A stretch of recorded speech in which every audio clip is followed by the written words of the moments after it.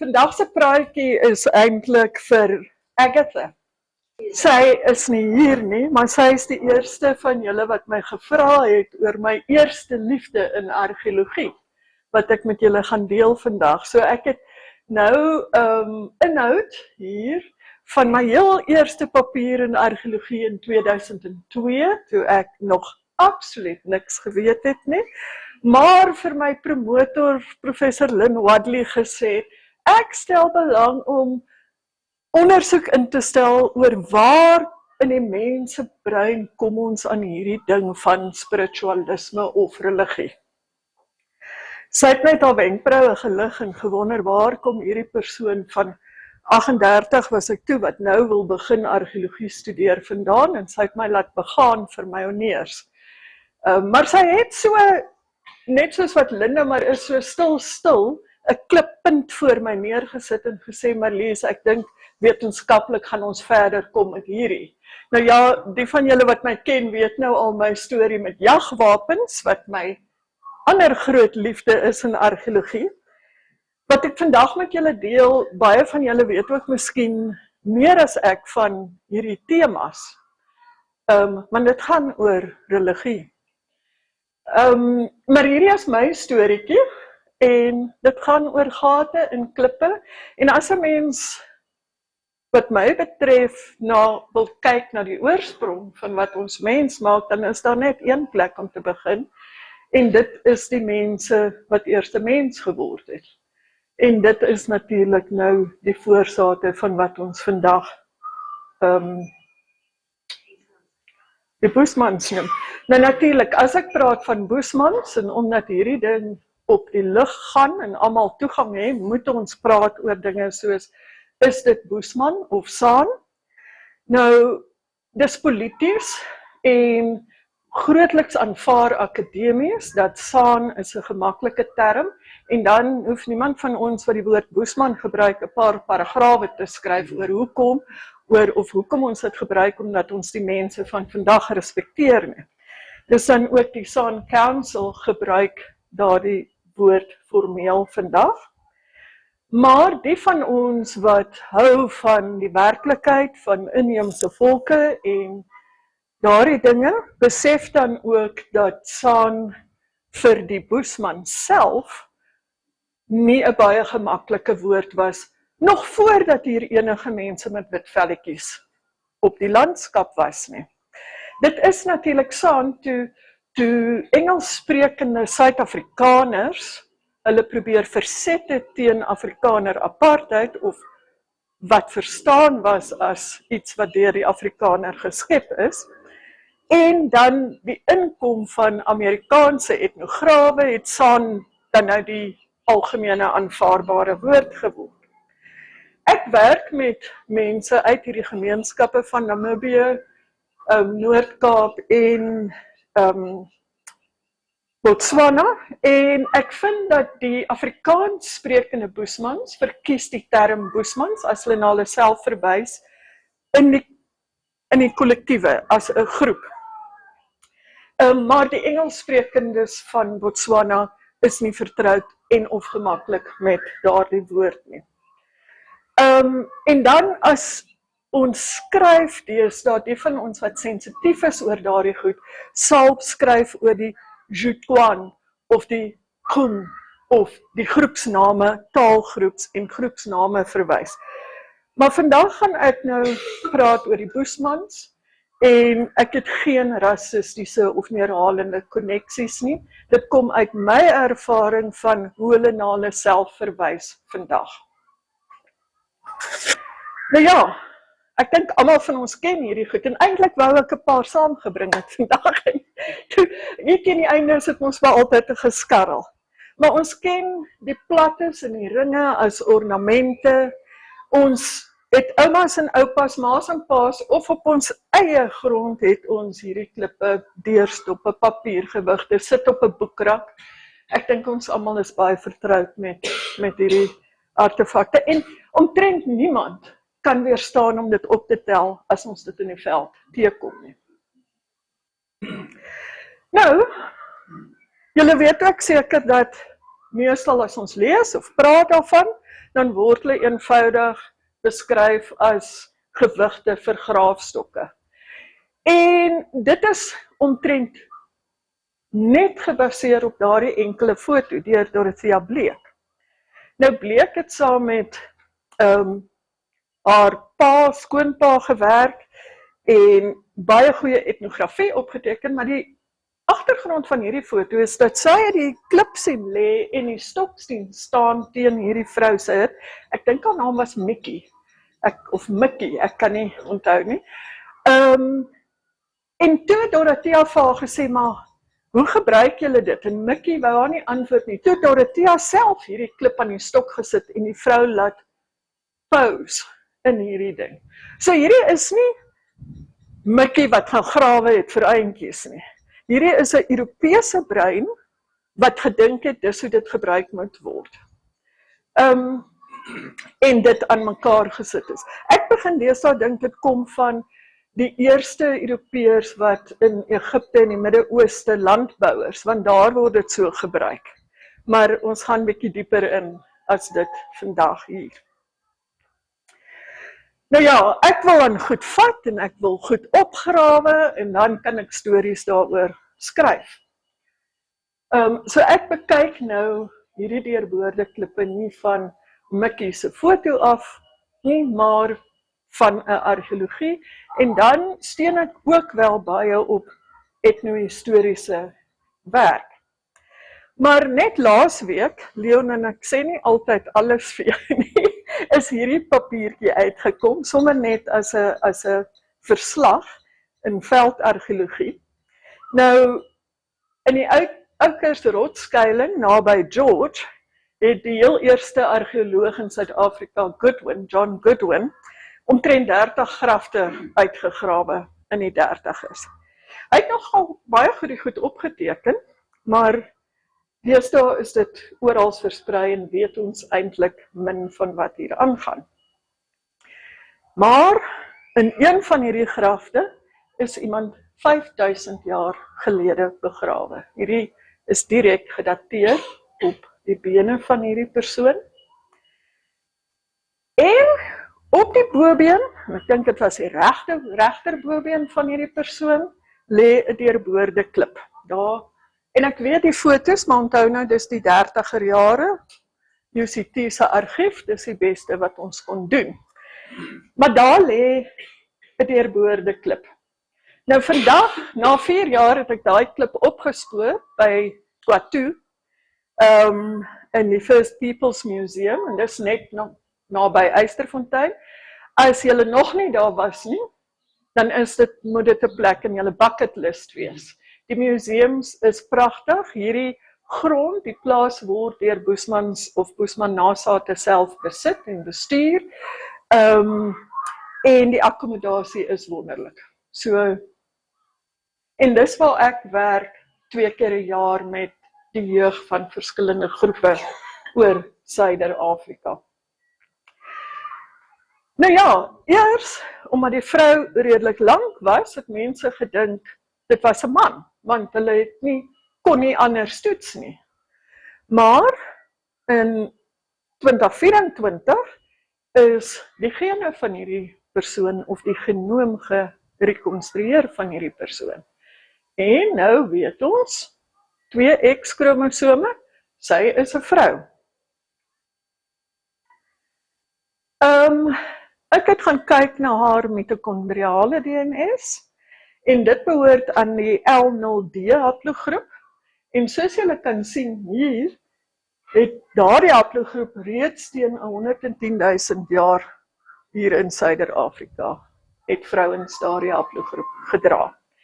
En hier kan julle sien, hoe deur tyd, hoe dit werk, is daar word elke keer bietjie simbole aangepas, en so kan jy direkte vroue voormoederskap uitwerk van hierdie persoon, 5000 jaar terug. So ons kan sien dat sy was 'n direkte voormoeder van mense wat vandag nog in Boesman, Khoi en kleerlinggemeenskappe en 'n paar van ons Afrikaner gene voortleef. Kroto was sy 'n slaaf, Maleisiese slaaf, maar nee, sy was nie die oormoeder nie. Die oormoeder was baie verder terug in tyd. Was Bushmans deel van die eerste homo sapiens wat Nee, die Bushmans is nie, maar hulle voorsate was. Onthou nou, wat ons vandag Bushmans noem, of hoe mense na hulle self verwys, het nie 110 jaar terug het die woord nie bestaan nie.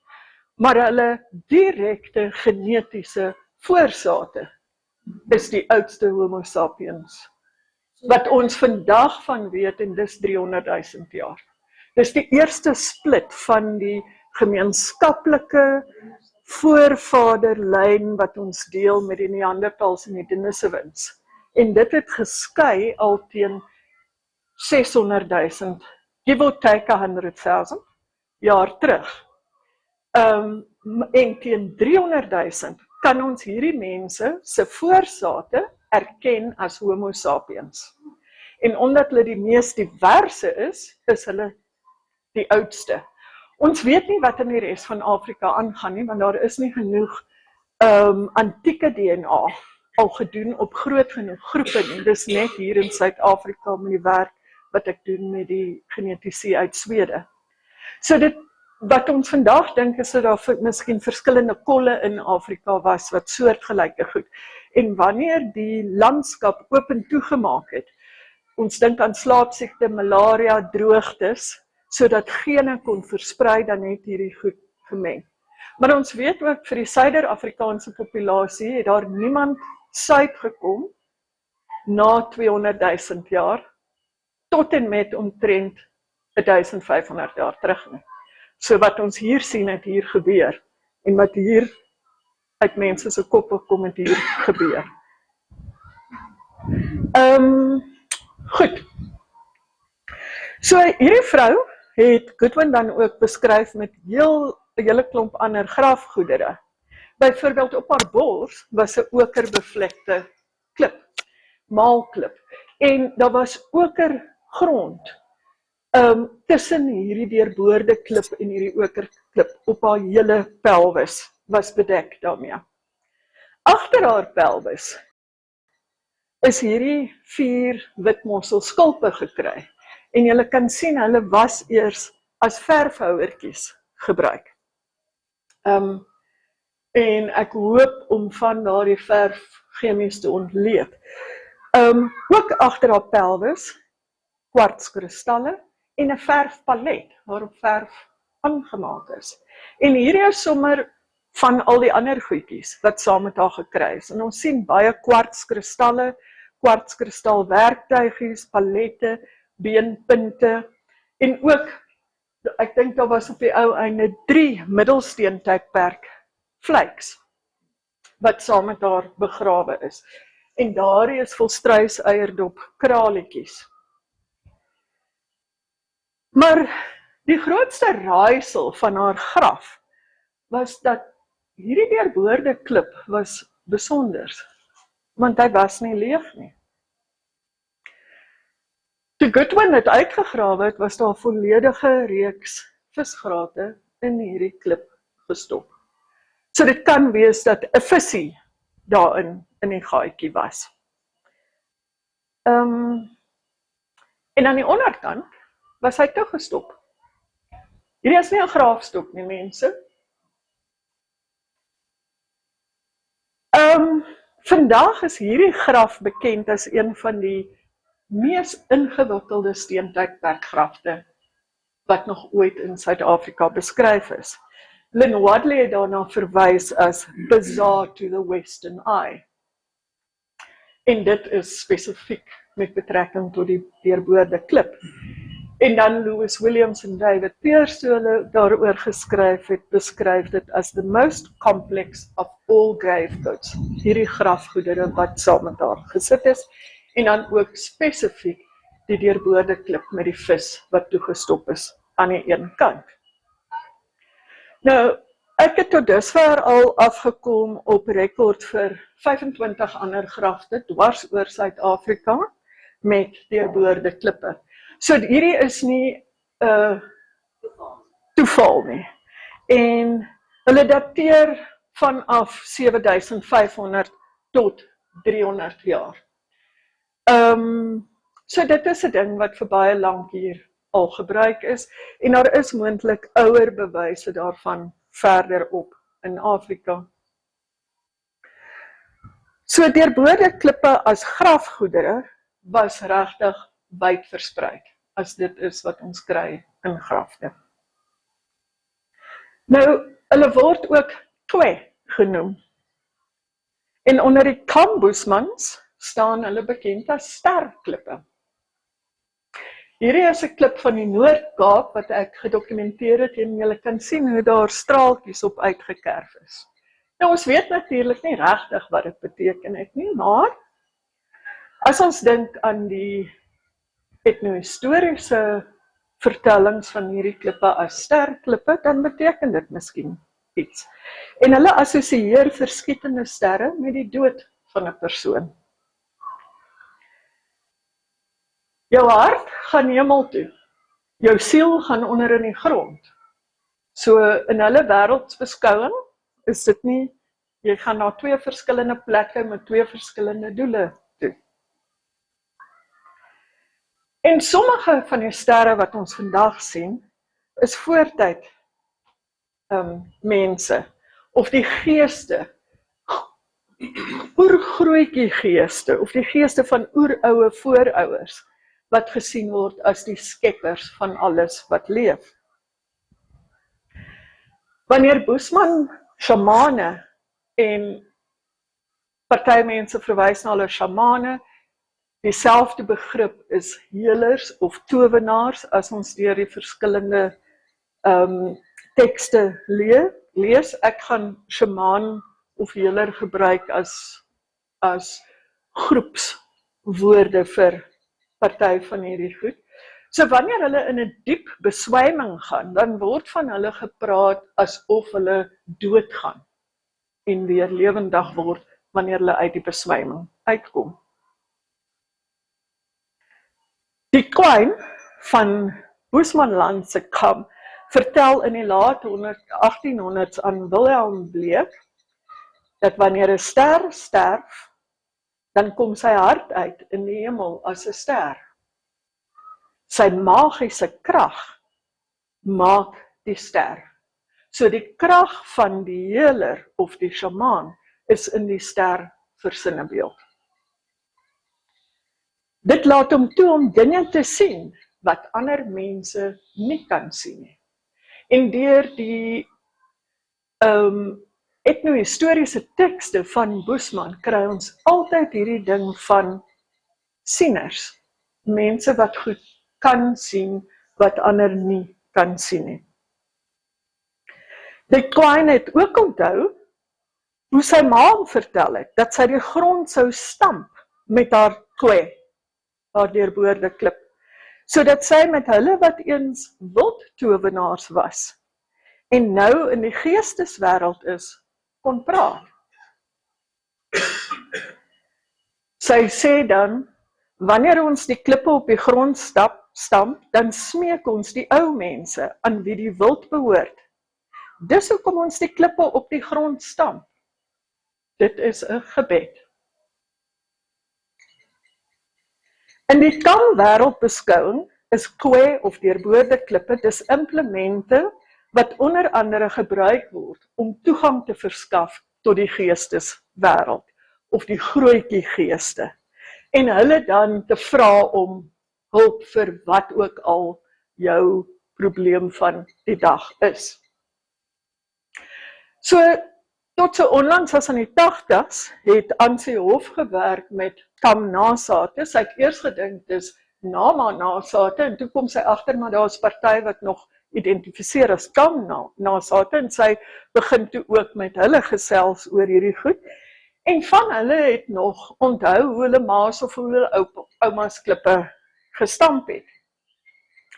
En ook dat dit op baie spesifieke plekke gebeur het, soos op kruispaaie of panne of ooptes, waar mense gedink het hierdie is die plekke waar ons dan nou ook met die grootjie geeste die maklikste kan kontak maak. nie plekke wat toe is met gras of bome of in die skaduwee nie. Want dit is waar hulle die grootjies geeste kom roep. Gesondheid. Nou, Bantu-sprekende landbouers het ook rituele gebruike vir deurboorde-klippe. Toe ek nog kontrak lektor was by Unisa in 2002, toe is ons na Makwate toe, daar in die Tuli-blok van Botswana. En die manne onder ons wou eintlik gaan kyk na potwerk en ander goed van hierdie, maar ek sien toe maar daar lê 'n paar deurboorde-klippe rond op die werf. En ons vra toe maar die hoofman, maar maak julle nog die klippe? Wie maak hierdie klippe? Maar hy was vreeslik vinnig om te antwoord. Nee man, dis nie mense wat die klippe maak nie. Dis die Badimo, die voorvadergeeste. En hulle het dit baie lank gelede gemaak. Toe ons nou vra, maar die klippe lê dan nou hier op jou werf, waarvoor gebruik julle dit as julle dit nie gemaak is nie? Toe draai hy na die begraafplaas. En hy vertel hoe hulle dit gebruik om deur die gate na voorouer grafte te kyk. Om in die geesteswêreld te kan sien. Maar hy sê toe, hy is eintlik nie die spesialis nie. Ons moet asseblief na die Nyaka toe gaan, die healer van die groep. En die vertel toe, dat die naam van die klippe onder Tswana sprekendes is Lenchwe Lapedimo, klip van die voorvaders. En soms laat val 'n voorvadergees dan nou hierdie klip, en dis dan nou waar mense dit optel en huis toe bring vir seremoniële gebruik.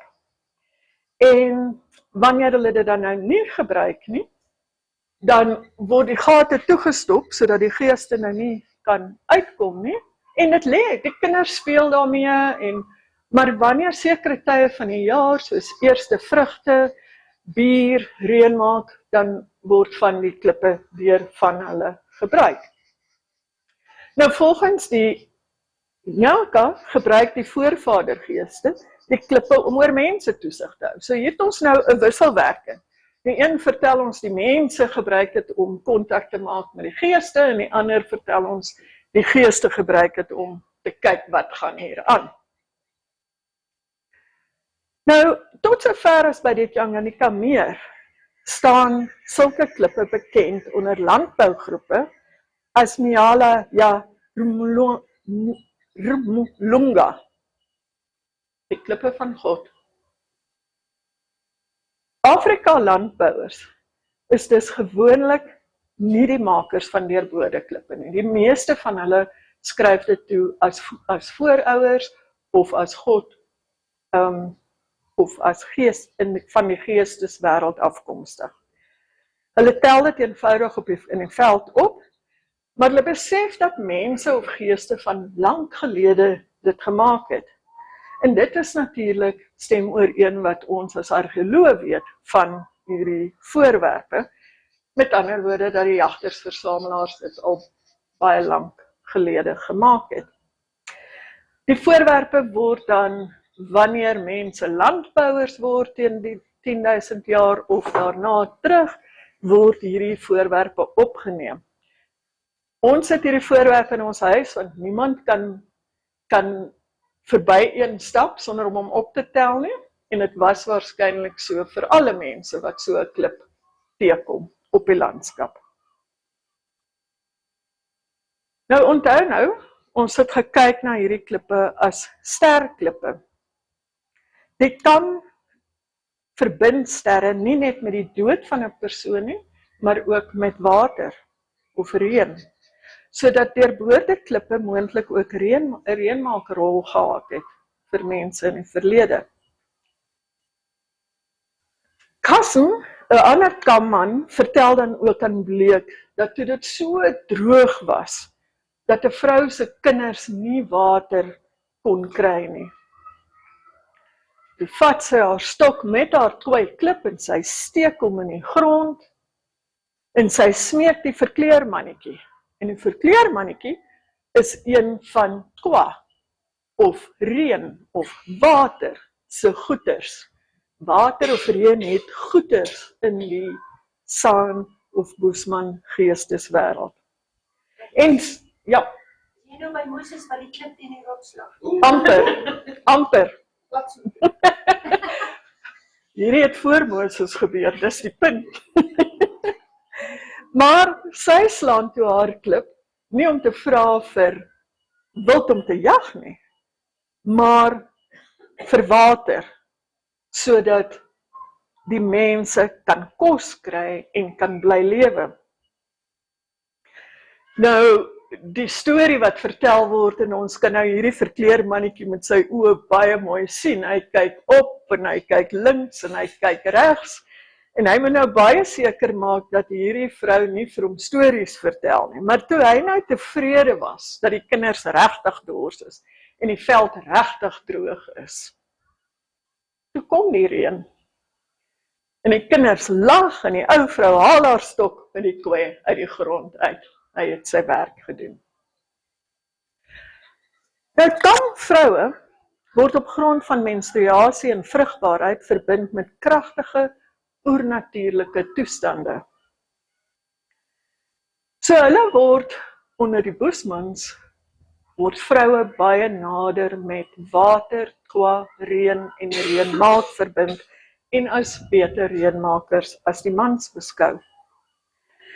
En daarom is dit meestal vrouens wat met hulle klippe op die grond stamp, om waterwesens mee kontak te maak. Nou visse, net soos die verkleermannetjie, is ook 'n goeder, 'n ding van reën of kwa of water, waterwesens. Die deurboorde klip met visgrate in die oukersvrou se graf sê miskien vir ons iets van haar lewe en haar rol in die gemeenskap 5000 jaar terug. Miskien was sy toe reeds gesien as iemand wat met die geesteswêreld en met kwa, die watergeeste, kon kontak maak. En miskien was sy 'n reënmaker vir haar mense, want ook daar onder op die kus is partykeer dinge maar droog. Nou, as 'n ander lyn van bewys van hierdie dinge het ons rotskuns. En daar is shamane dan nou besig om die reendier te tem met deurboorde klippe op stokke. So ons weet dat hierdie ding 'n groter verspreiding konsep gehad het, reendiere, klippe op stokke en mense wat te maak het met reënmaak in die verlede. Nou ons weet almal in Sub-Sahara Afrika word ons gereeld deur droogtes getuister. Ons is lanklaas deur 'n regte een. Ons weet dit kom weer. So reënmaak en reënmakers is dus baie belangrike aspekte van alle inheemse bedrywighede. En selfs, ek onthou in die 90's het party Afrikaner kerke bidure op 'n Woensdag gehad vir reën. Want boere en reën is natuurlik onafskeidbaar van mekaar. En dit moet die regte reën op die regte tyd wees. So, manlike en vroulike reënklippe word dwars oor Sub-Saharan Afrika gevind. En natuurlik in die vorm van mans en vrouens. So lang ronde klippe, manlike klippe, en dan die ronde klippe met gate as die vroulike reënklippe. Nou sommige stamhoofde, die manne, regeer omdat hulle reën besit. Sulke hoofmanne of manlike reënmakers besit dan nou manlike reënklippe. En besit daarom die vermoë om manlike reën of donderstorms te veroorsaak of te beheer of na ander mense toe te stuur of vir welke rede dan nou ook al. Die vroue reënmakers besit die vroue reënklippe. En daarmee kan hulle sagte, vroulike reën laat val. En dis die reën wat die boere wil hê op die regte tyd. Saam besit hierdie twee rituele leiers die nodige esoteriese kennis van wie hulle is as volwasse mans en vrouens in die gemeenskap en hoe hulle rolle met reënmaak verband hou. En wanneer hierdie twee klippe nou saamkom, dan simboliseer dit die bevrugting van die aarde deur die hemel. Wat ek hier vertel is Afrika landbouers, dis nie Boesman etnohistories nie, maar ons kan sien hoe sekere konsepte van hierdie goed bymekaar kom. Nou die Seligmans het hier vroeg in die 1900s gewerk, dwars deur Afrika, en hulle vertel hoe reënmaakseremonies in Suid-Sudan en Uganda groot verwagting skep. En dit gaan nie net oor reënmaak nie, dit moet gesondheid, dit moet vrugbaarheid, dit moet alles word deur reënmaakseremonies beheer en gereël. Reënmakers moes dus baie goed verstaan hoe om met hulle reënklippe te werk te gaan. Om genoeg ondersteuning en krag te kry van die vooroudergeeste, om nou al hierdie goed te laat gebeur. En onder Tswana, Zulu en ander groepe in Suider-Afrika, weet ons dan ook dat mense wat reënmakers was en wat nie suksesvol was nie, is partykeer doodgemaak. En want anders word die kaptein geblameer vir hierdie goed. So dit het nogal baie verantwoordelikheid op mense geplaas. Die Seligmans beskryf dan seremonies waar die reënklippe gewas en in 'n holmaalklip gesit is. Nou al daardie holmaalklippe wat in julle tuine vandag voelbakkies was, party van hulle kom miskien van ander konnektasies as net meelmaal. En dan word daar 'n swart bok geslag en van die inhoud van die pens en vleis word geëet, maar ook op die klippe gesmeer. En na hierdie seremonie behoort die reën te val. Sou dit nie gebeur nie, dan moet hulle na 'n baie meer magtige reënmaker of 'n voorouer reënmaker toe gaan, na sy graf toe. En hier is so 'n graf in Suid-Sudan van 'n baie magtige reënmaker, bekend as Yada, en daar kan julle sien hoe 'n halwe deurboorde klip en 'n deurboorde klip in 'n maalklip. Dit is sy graf, en dit is saam met kristalle en ander klippertjies gevind. En dan wanneer die normale seremonies van lewende reënmakers of kapteine nie gekry word nie, dan moet jy die ouens wat voorheen geleef het en magtiger was, benader. Deurboorde klippe word dus deur beide Afrika landbouers en jagter-versamelaar met voorouergeeste en met reënmaak verbind. Nou, toe die landbouers in Suider-Afrika aankom, toe kry hulle natuurlik die voorsate van die Boesmans hier. En hulle het begin om van die Boesmans as spesialiste vir reënmaak te gebruik. En die werk was dan om met die geeste van die land en van die land se reën te kommunikeer. En baie van die landbouers het dan ook met Boesman vrouens getrou. En ons dink dis hoe van hierdie deurboorde klippe in die ystertydperk in die landbouer terreine ingekom het. Ons het byvoorbeeld voor 'n hut wat ons opgegrawe het in die vroeë 2000s met die NISA, het 'n onderste bo maalklip gelê en toe ons hom optel, toe daar 'n deurboorde klip. So weer eens, dis dis nie heeltemal normale goed nie, in hierdie lewenswyse nie. Nou, soos julle weet, het Rotskins al baie van die Suider-Afrikaanse jagter-versamelaar shamaniese wêreldbeskouings ontsluit. Ons kry dan ook rotstekeninge waar mense nie eintjies grawe nie, maar duidelik besig is met dans met hierdie klippe of met ander bedrywighede met hierdie klippe. En party van hulle dateer tot 8000 jaar terug. So vandag nog wentel die Boesman spirituele wêreld rondom trans of helingsdanse. Mense marathon dans deur die nag, groot mense, kindertjies, almal, niemand word uitgesluit nie.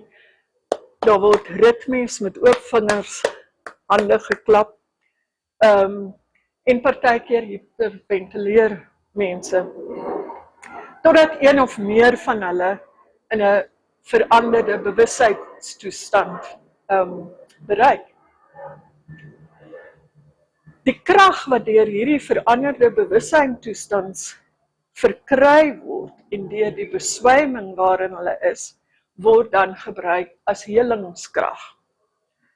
Of om die groep se welstand te verseker deur met die geesteswêreld te kommunikeer. Nou, Boesman transhelers beskryf hoe hulle eers deur 'n kliptonnel en dan deur 'n watertonnel gaan en dan aan 'n droë plek aan die ander kant uitkom. En as hulle aan die ander kant uitkom, dan sien hulle die grootjie geeste, die reendier of waterslang. So die gate in deurbode klippe mag dis 'n spirituele vortex of watergat simboliseer, waardeur Boesman dansers of helers beweeg om met die geesteswêreld kontak te maak, net soos wat 'n stok deur die gat gesteek word. Of dan nou, soos wat die vis in die vrou van Oukers se klip gesteek was. Maar in haar geval was die klip toegemaak aan die onderkant. En dit kan moontlik die onveranderlikheid van haar finale dood simboliseer. Sy het nie weer aan die ander kant uitgekom nie. En dit is dan anders as die transdood van waar die helers weer terugkeer na die lewe om voort te gaan. So die gate self het dus moontlik spirituele, simboliese en of rituele waarde vir eertyd sy jagter-versamelaars gehad.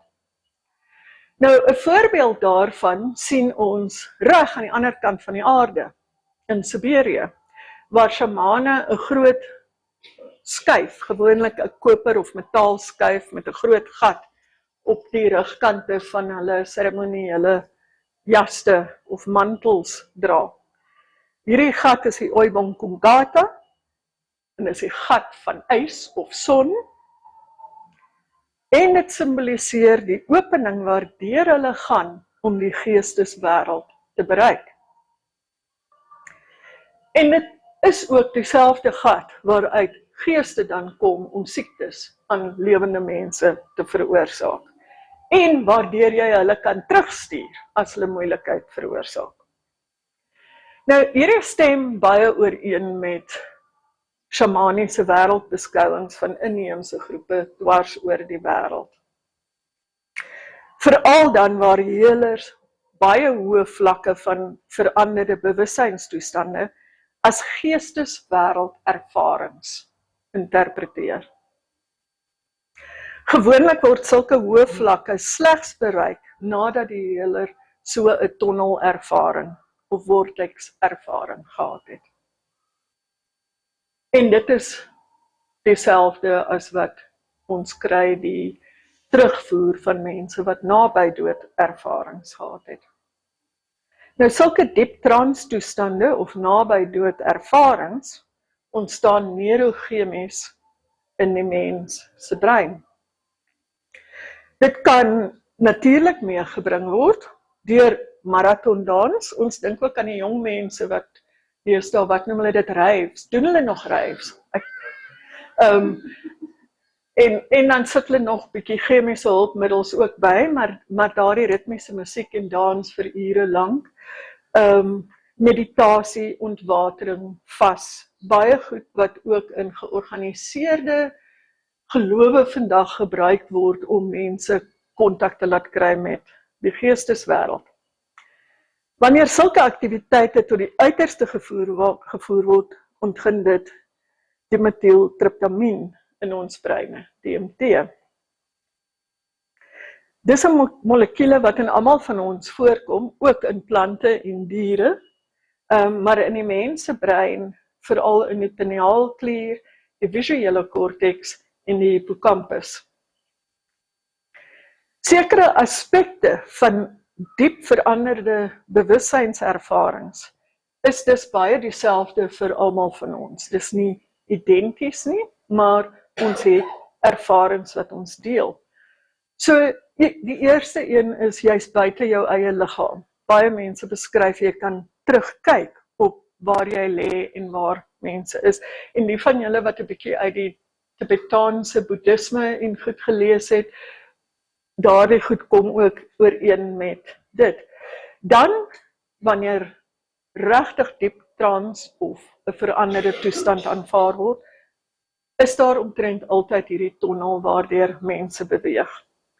En daar is lig aan die einde van die tonnel. En dan is daar ook vreemde wesens, of selfs mense, ons voorouers, wat ons sien as ons deur hierdie tonnel beweeg.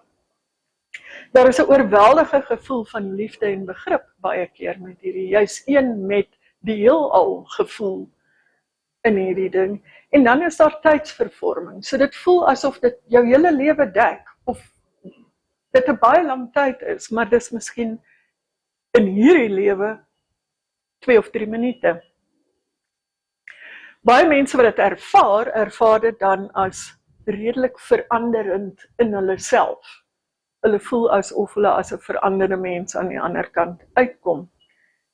En dan keer hulle terug in die liggaam en gaan aan. Nou, behalwe vir die natuurlike omstandighede, kan ons natuurlik ook hierdie goed ervaar deur aktiewe stowwe in te neem.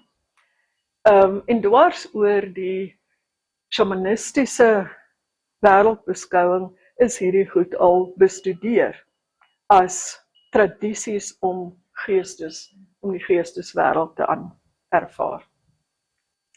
Dit kom byvoorbeeld in die rotskuns in die Cederberge, het hulle al Bouffin de Stiga geverf, volgens Andrew Patterson, as 'n plant wat sulke ervarings veroorsaak.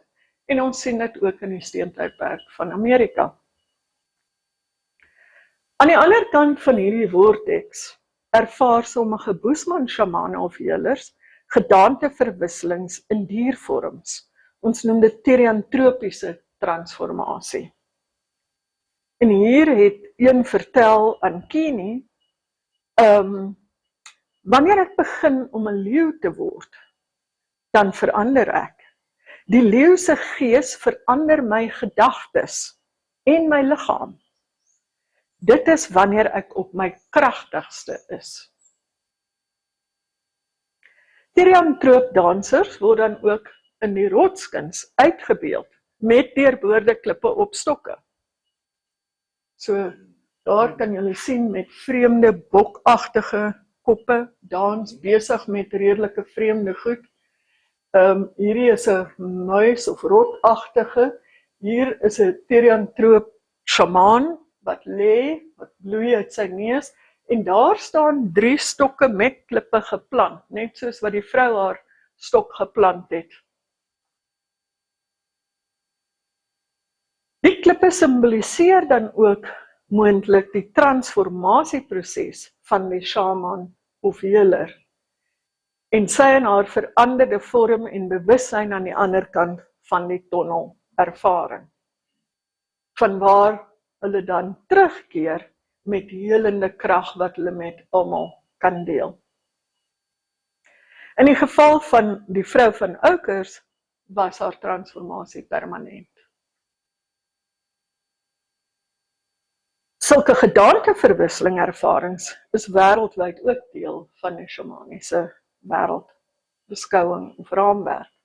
Nou volgens Abraham, nee, Johan, ons is nie by Abraham uit die Bybel nie, maar hierdie Abraham het gesê, vorms van shamanisme is die oudste oorlewende geloof, waaruit alle latere geloofstelsels, en hy sluit goed soos wiskunde en alles anders daarby in.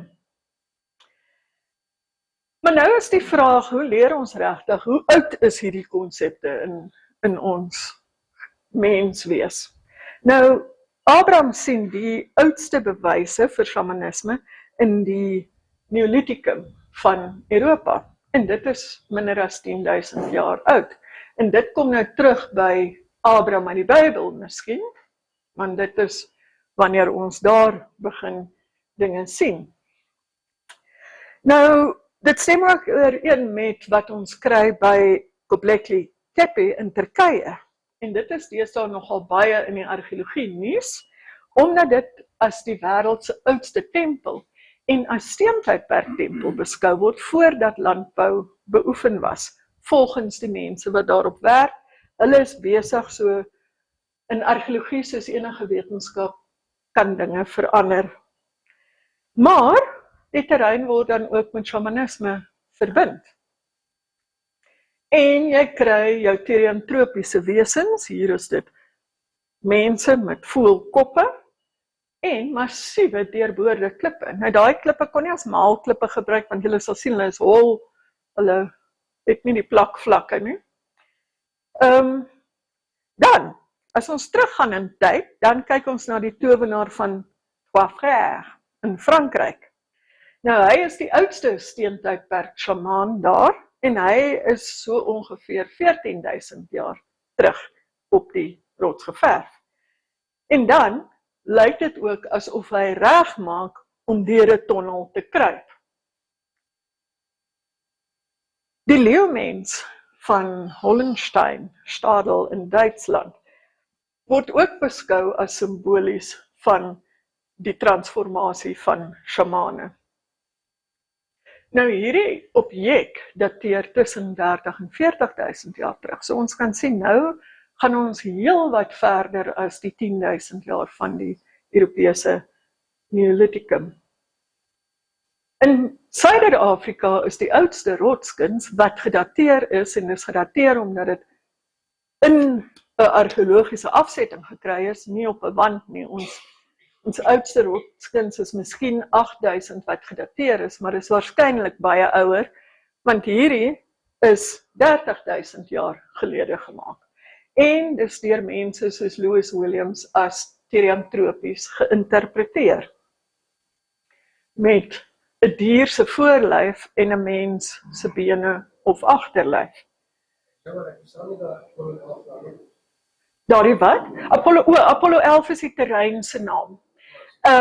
Die Duitsers wat opgegrawe het toe, was dieselfde tyd toe Apollo 11 op die maan geland het. En toe besluit hulle, ons gee hierdie terrein, dis in die suide van Namibië. Dis half op die rivier, so dankie. Goed, want anders praat ek verby mense. Maar 30.000 jaar oud en word gesien as theriantropies. So dit kan daarop dui dat toe reeds 30.000 in Suider-Afrika ons mense, die jagter-versamelaars, 'n shamanistiese wêreldbeskouings gehad het. Nou, in die Demokratiese Republiek van die Kongo is 'n gebreekte deurboorde klip gekry. Dis 'n klein klippie, so hierdie klippie, hy is omtrent so groot, is nie 'n graafstok klippie nie. Mense het nie daar, dit is, en jy kan sien dat hy ook die straaltjies het. Nou die wêreld se oudste deurbode klip waarvan ons weet, wys dieselfde fenomeen. Daardie klippie is ook, hy's 4 cm groot, so klein. En hy is 45.000 jaar oud by Bushman Rock in KwaZulu-Natal. Ag nee, Bushman Rock, Border Cave in KwaZulu-Natal gekry. Ongelukkig, ek het gaan soek na die klippie, maar hy is nou weg, want blykbaar het iemand uit Amerika omgevat om na te vors en dit is nou al 40, 50 jaar later, nooit weer teruggekom nie, niemand weet waar hy is nie. Hier was nog 2 vrae. So hulle is in afsettings gekry, en die afsetting is dan, die been of houtskool is gedateer in die laag wat dit gekry is. Daar was nog 'n vraag? Nee. So, hy is hier in Suider-Afrika, 45.000, met kerfies, nie gemaak vir 'n graafstok nie. Al het die laaste mense wat hom gepubliseer het, hulle het Kamsdag ook 'n graafstok daar gekry, maar daai stokkie is 1 centimeter in deursnee, as jy die regte ding sien, en jy grawe niks uit ons grond uit met so 'n klein klippie en 'n stokkie van 1 centimeter nie. Ekskuus Paula, Willa, jy is ook nie meer met ons nie, maar dit is... So, as deurbode klippe 'n transvortex metafoor in Suider-Afrika was, dan het ons hier miskien van die oudste bewyse vir 'n shamaniese wêreldbeskouing teen 45.000 jaar terug. En dit is 'n minimum ouderdom. Ons in argeologie ervaar ons dan dat daar soortgelyke goed effens ouer of miskien heelwat ouer is. So dit bring ons dan nader aan die oorsprongsmodel vir religie van iemand soos Rosano. Nou hy begin al met die ontstaan van Homo sapiens in Afrika, langer as 200.000 jaar gelede, en volgens hom teen daai tyd het ons nou nie baie verskil van die ander hominide wat nie religie gehad het, of 'n konsep van religie gehad het nie.